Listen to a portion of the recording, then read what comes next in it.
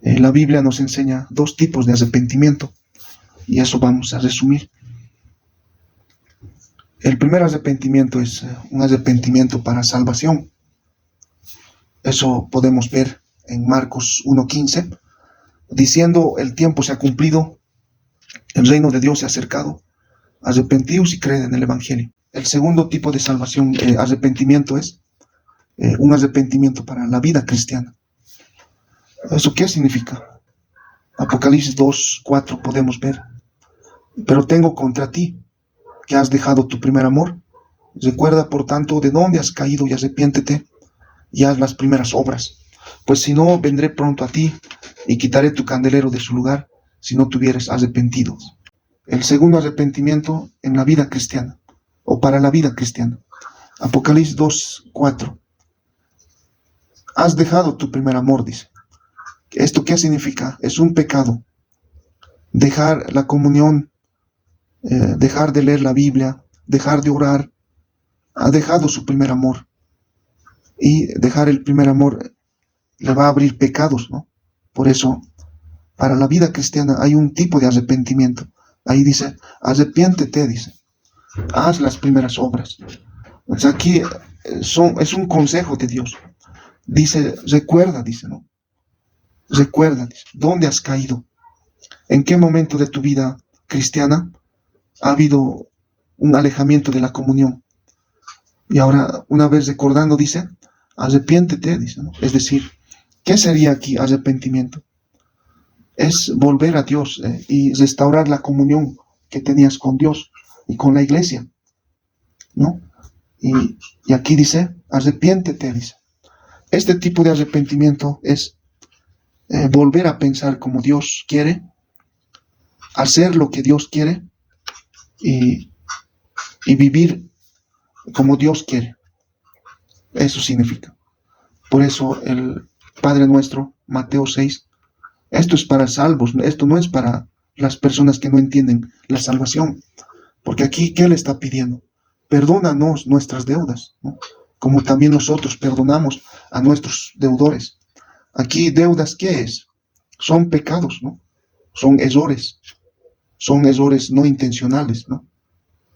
Y aquí vamos a ver algunos ejemplos de cómo los salvos se arrepienten después de haber cometido errores hasta fuertes, ¿no?, en la vida cristiana. El primer ejemplo vamos a ver al rey David. Según Samuel 12 dice: por lo cual ahora no se apartará jamás de tu casa la espada, por cuanto me menospreciaste y tomaste la mujer de Urías Eteo para que fuese tu mujer. Entonces dijo David a Natán: pequé contra Jehová. Y Natán dijo a David: también Jehová ha remitido tu pecado, no morirás. Mas por cuanto con este asunto hiciste blasfemar a los enemigos de Jehová, el hijo que te ha nacido ciertamente morirá. Aquí vemos el arrepentimiento de David. Él había cometido aquí un pecado muy sucio, pero después de ese pecado, inmediatamente Dios va a juzgarlo en vida. Y aquí dice: de dos maneras Dios le ha castigado a David. No se apartará jamás de tu casa la espada. Sus hijos después han comenzado a pelear entre ellos y hasta se han matado entre ellos, ¿no? Sus hijos de David. La otra consecuencia del pecado ha sido el hijo que tenía que nacer. El hijo que te ha nacido ha muerto. Ese día había muerto su hijo que había nacido. Es decir, ahora aquí vemos cómo David se ha arrepentido. ¿Quién podrá entender sus propios errores? Líbrame de los que me son ocultos. Preserva también a tu siervo de las soberbias, que no se enseñoreen de mí. Entonces seré íntegro y estaré limpio de gran rebelión. Lo primero que hay que tener cuidado, dice, es los errores ocultos. Eso es en el corazón. Cuando poco a poco vas dejando de leer la Biblia, ya no oras y se abren puertas para el mundo. Eso es un error oculto, son pecados en el corazón ocultos. Parece que no es pecado, pero es pecado. ¿Qué sería un error oculto? cuando has perdido el deseo de leer la Biblia, por ejemplo. Eso es un error oculto ya. Eso parece que no es pecado, pero después ese pecado te va a llevar a otro nivel. Se llama soberbia. La soberbia es cuando uno peca sin intención todavía, pero un pecado, una soberbia es, ya vas a contradecir la palabra, ¿no? Es poquito nomás, dicen, pero es un ratito, comienza a contradecir la Biblia, ¿no? Esa es una soberbia, pero al final el tercer paso es aquí una gran rebelión. ¿Y qué ha hecho David? Aquí está la palabra correcta. En 1 Juan 1:9, alguien puede leer, dice, si confesamos nuestros pecados, Él es fiel y justo para perdonar nuestros pecados y limpiarnos de toda maldad. David ha confesado sus pecados. Pero confesar no solo es hablar, ¿no? He pecado, Señor, he pecado. No, la confesión tiene que ver algo más allá de decir a Dios, he pecado. La confesión es decir a Dios, desde hoy voy a hacer lo que tú dices en tu palabra. Voy a pensar, voy a vivir como dice tu palabra. Y aquí David, ¿cómo ha confesado? Miren, Salmo 51:10. Crea en mí, oh Dios, un corazón limpio y renueva un espíritu recto dentro de mí. No me eches delante de ti, no me quites de mí tu Santo Espíritu. Vuélveme el gozo de tu salvación y espíritu noble me sustente. O sea, le ha confesado, ¿no? Tú puedes ver todo el Salmo 51, es un salmo de confesión, de arrepentimiento para vida cristiana. Y aquí la palabra con rojo dice, vuélveme el gozo de tu salvación. Cuando uno peca después de la salvación, lo primero que se apaga es el gozo de la salvación. Por eso podemos ver en algunos hermanos que han pecado y su carita ya no es lo mismo. ¿Por qué? El gozo de la salvación se ha apagado. Entonces, en el arrepentimiento para vida cristiana, tenemos que volver lo más antes posible a Dios. Y aquí el otro ejemplo es de Abraham. Abraham era salvo también, pero por un tiempo él había descendido a Egipto para buscar ayuda.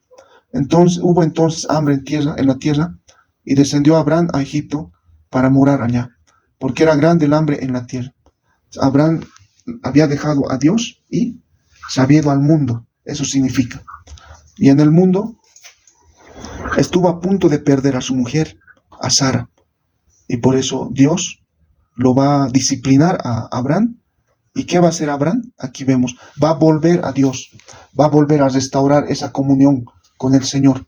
Génesis 13. Y volvió por sus jornadas desde el Negev hasta Betel, hasta el lugar donde había estado antes su tienda entre Betel y Ai, al lugar del altar que había hecho allí antes, e invocó allí Abraham el nombre de Jehová. Invocar significa confesar, ¿no? Confesar. Es un arrepentimiento para salvos, ¿no? La confesión es un modelo de oración, donde tú, con un corazón contrito y quebrantado, humillado, vuelves a Dios. En el arrepentimiento para vida cristiana, la relación es de padre e hijo. El padre sí te va a disciplinar, pero te ama y te va a ayudar a dejar esos errores. Pero el arrepentimiento para salvación es de juez y pecador. ¿Te das cuenta, no? Por último vamos a leer Jeremías 32:40. Y haré con ellos pacto eterno, y no me volveré atrás de hacerles bien. Y pondré mi temor en el corazón de ellos, para que no se aparten de mí. El pacto eterno aquí se refiere a la salvación. Cuando has recibido salvación, es para siempre. En el primer arrepentimiento para salvación, es para pacto eterno. Por eso, Hebreos 9:12. No por sangre de machos cabríos ni de becerros, sino por su propia sangre. Entró en el lugar santísimo, habiendo obtenido eterna redención. Juan 10:28. Yo les doy vida eterna, y no perecerán. Nadie las arrebatará de mi mano. Este es el primer arrepentimiento. Me ha dado la salvación en la sangre de Cristo. Ahí no termina, pero para la vida cristiana hay un un arrepentimiento, un tipo de arrepentimiento es confesando a Dios en arrepentimiento, volviendo a Dios, pero dejando esos errores. Porque si tú vas a seguir cometiendo esos errores, esos pecados, posiblemente que no seas salvo. ¿Por qué? Un salvo, después que ha sido perdonado, lucha con el pecado. Hay un cambio en su vida, hay un estilo de vida muy diferente.